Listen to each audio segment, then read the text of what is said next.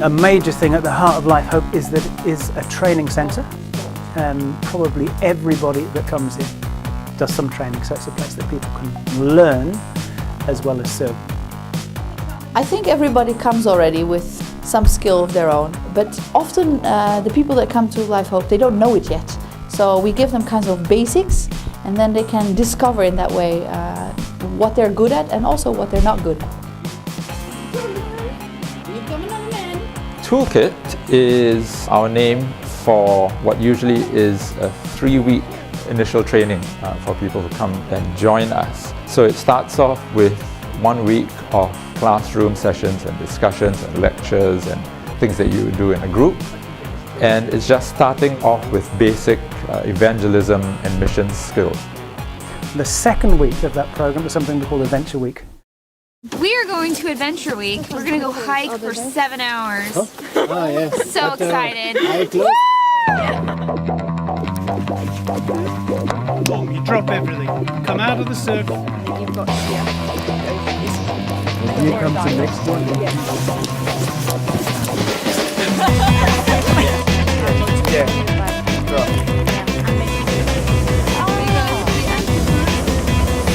Get close to each other. Quinta Park, Lake. What else? No, let's try to be together.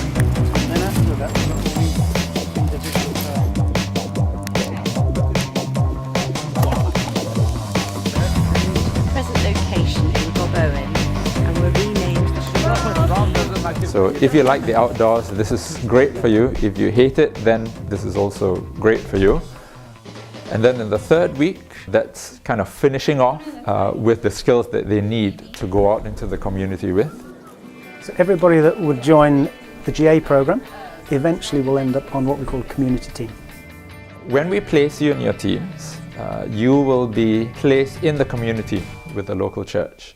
Very often the churches are quite small and struggling. They may have a vision for bringing the gospel and having a wonderful effect on their community, but don't have the people to do it, or people of the right age or with the right skills.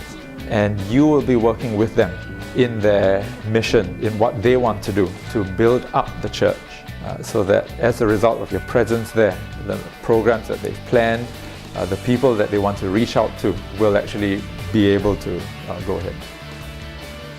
It's very interesting when cultures come together. In some cultures you share everything, in some cultures it's like, this is my shampoo, don't touch my shampoo.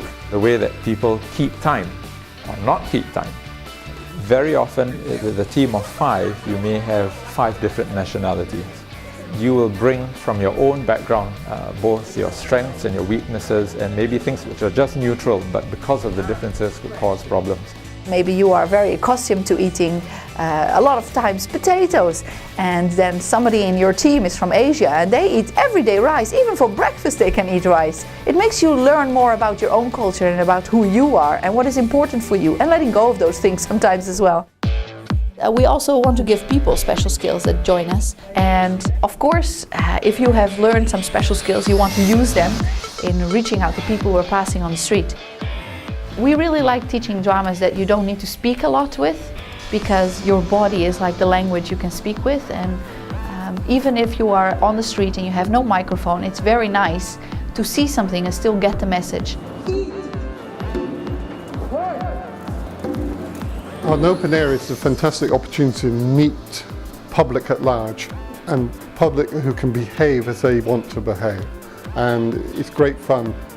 We do book table in the open air too. That's with 3 books, and that's a very exciting time. But the most important about open air is to talk with people. This would be one of the few places in the world where you could talk to a Saudi Arabian or somebody from Muslim North Africa or Pakistan about the gospel and tell them about Jesus Christ and not get arrested. Many people will not have had the chance to actually look at the gospel or have any Christian material in their own language. And these people are sometimes grateful to be able to receive and to have something in their own language. Hello, good morning, how are you? Door to Door is a wonderful ministry to meet people where they are in the security of their home. Have a little survey with a few questions to sort of engage with people to find out what they believe.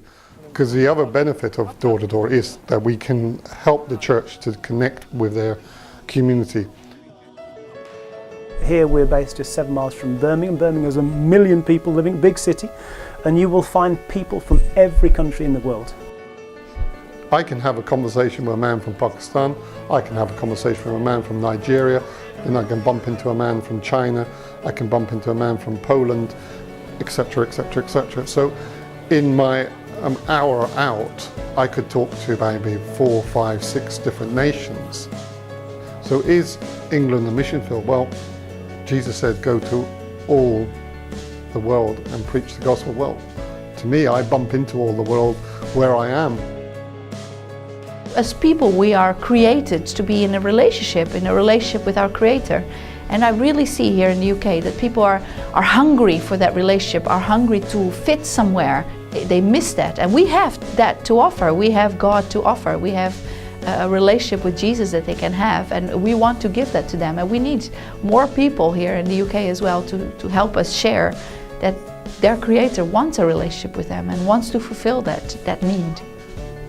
You take a bunch of young people who've never done door-to-door before, and you can physically see them shaking.